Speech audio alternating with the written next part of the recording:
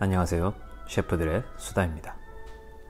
새해가 밝고 어느덧 첫 번째 주가 지나갔네요. 세계에선 연일 코로나가 확산되고 백신도 아직 배포가 되지 않아 많은 사람들이 고통받고 있네요. 제 주변에서도 코로나 때문에 취직이 어려워서 해외 진출도 어렵고 여러 고민들로 아무것도 하지 못하고 지나가는 시간을 아까워하시는 젊은 요리사분들이 많이 계신데요. 그런 분들이 저에게 앞으로 계획은 어떻게 하면 좋은지 답답한 마음에 문의를 주시는데 저 역시도 속 시원히 대답해드리지 못하니 너무 안타까웠어요.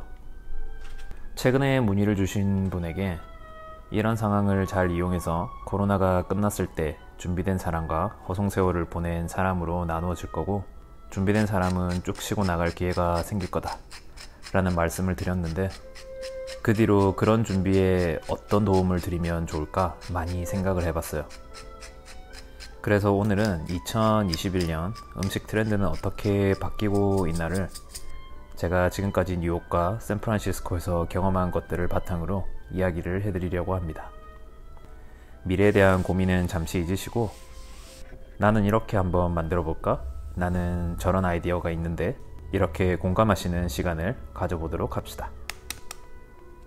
최근 몇 년간 트렌드를 살펴보면 2019년도 이전에는 제 체감상 Molecular Gastronomy라고 한국말로 하면 분자 요리죠. 분자 요리가 트렌드였던 것 같아요.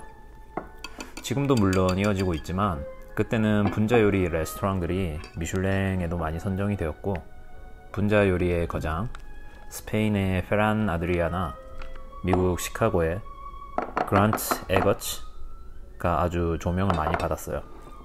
그냥 맛으로 먹는 것이 아닌 눈으로도 먹는 요리의 시대였던 것이죠. 한국에서도 그때 당시에 요리사 즉 셰프 테이너들의 전성시대였던 시기이기도 하고요. 덕분에 요리사라는 직업의 입지가 많이 올라간 것 같아 좋기도 했지만 현실은 여전히 박봉의 3D 직업인데 너무 거품이 아닌가 우려도 많이 했었죠. 그리고 2019년도를 넘어오면서 요리계에서는 약간 다른 바람이 부는데요. 아직 이름 붙여진 것이 없지만 굳이 이름을 붙이자면 Healthier Cuisine이 아닌가 생각을 해요.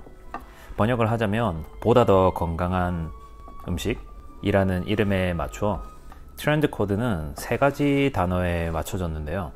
바로 Health, Local, Environment 이렇게 세 가지입니다. 자, Health 이라는 단어에 알맞은 예를 찾자면 요리 방식의 변화에 주목해야 한다고 생각하는데요. 지금 미국 탑 셰프들도 주목하는 것들 중에 하나가 바로 발효 기법입니다. 영어로 하면 fermentation이라고 하는데 미국, 유럽 역시 발효 기법이 존재하지만 제 생각에는 조금 더 preservation에 가까운 번역하자면 보존이죠. 보존 느낌이 강하다고 생각을 하는데요. 하지만 아시아의 여러 나라들 특히 쌀을 주식으로 하는 나라들의 대부분이 이 발효 기법을 통해 건강하고 맛깔나는 음식 문화를 발전시켰죠. 제가 있던 레스토랑들에서도 총괄 셰프들과 발효에 대해 많은 이야기를 했었는데 서서히 레스토랑들에서 연구되어지고 있는 게 보여요. 이 다음 영상으로 지금 한식은 어디까지 왔는가에 대한 주제로 영상을 만들어 보려고 하는데요. 그때 이 발효에 대해서 한 번 더 이야기를 해보겠습니다. 발효 음식과 건강의 관계는 정말 중요한데요. 발효된 음식을 먹음으로써 소화도 더 잘 되고 소화가 잘 된다는 건 흡수도 더 잘 되고 그래서 외국 셰프들도 이 발효 과학에 대해서 많이 집중을 하는 것 같아요. 자, 두 번째 코드는 Local 혹은 Seasonal입니다. 번역하자면 지역이라는 뜻이지만 주방에서는 신토부리 즉 지역 특산물을 가리키는데요. 예전 음식 트렌드가 이쁘고 깔끔하고 작고 사진 찍기 좋은 신기하고 어려운 요리였다면 어느 순간 지역 특산품을 이용한 건강하고 모양도 색깔도 제각각이지만 자연에서 나온 모양과 색들의 조화 그리고 거기에 첨가되는 요리사들의 아주 간단하지만 남다른 스킬, 아이디어가 접목된 요리들이 인기를 끌고 있어요. 요즘 미국의 좀 고급진 레스토랑 어디를 가도 Local, Seasonal, Heirloom, Ingredients 라는 문구들이 없는 레스토랑 메뉴판이 없을 정도예요. 저는 개인적으로 이런 트렌드는 아주 올바르다고 생각하는 셰프들 중에 한 명입니다. 더불어 이런 식재료들의 트렌드에 발맞추어 그릇 트렌드도 많이 바뀌었죠. 요즘 레스토랑들에서 많이 보이는 도자기 느낌의 그릇들을 많이 보셨을 거예요. 예전 트렌드가 희고 깨끗한 넓은 그릇이었다면 이런 거친 도자기류 그릇들이 이제는 미국 레스토랑에서도 많이 보여요. 아무래도 투박한 로컬 재료들에게는 이런 투박한 그릇들이 어울린다는 공식이 아닐까 생각합니다. 자, 마지막으로 세 번째는 environment, 즉 환경인데요. 환경을 생각해 본다. 어떤 의미가 있을까요? 물론 주방에서 플라스틱을 줄이는 것, 이런 것들이 생각나시겠지만 물론 그것도 맞는 말입니다. 저희 호텔에서도 플라스틱 빨대를 버리고 자연에서 분해가 가능한 종이 빨대를 사용하는 등 트렌드에 많이 따라가고 있죠. 근데 주방에서의 음식과 환경의 관계는 과연 어떤 걸까요? 제가 생각하기에는 얼게닉과 얼터네이티브라고 이야기할 수 있겠네요. 얼게닉은 여러분들도 다 아시다시피 GMO가 아닌 농약을 치지 않은 재료를 이야기하는데, 좀 더 토양을 건강하게 유지해서 우리가 먹을, 혹은 나아가서 우리 후손들에게 건강한 땅을 물려주어야 한다는 생각에서 나온 트렌드이고요. Alternative는 번역을 하자면 대체가 가능한, 이런 뜻인데요. 대체 음식을 이야기하는데, 지금 우리 환경이 굉장히 심각해졌죠.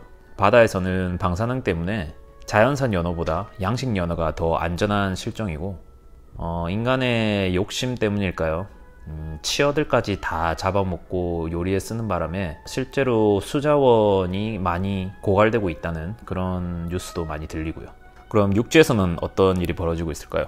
육지에서는 육류 위주의 식탁 때문에 많은 가축에서 나오는 분뇨들로 전 세계가 오염되고 있습니다. 가축의 분뇨는 비료로 쓸 수 있지 않느냐라는 말들도 하실 수 있으신데, 이미 그 단계를 넘어섰다고 보시면 돼요. 그래서 그런 육류와 어류를 대체할 채식이지만 육류 어류의 영양소와 맛을 갖춘 음식들이 연구되고 있고 또 인기를 얻어가고 있어요. 물론 저도 고기 팔아 아직 이 트렌드는 따르고 싶지 않지만, 실제로 레스토랑이나 호텔 셰프들에게 채식 메뉴의 개발은 추천이 아니라 이제는 필수가 되었고, 코스별로 육류를 대체할 채식 메뉴가 없다면 아주 부끄러울 정도의 수준이 되었어요.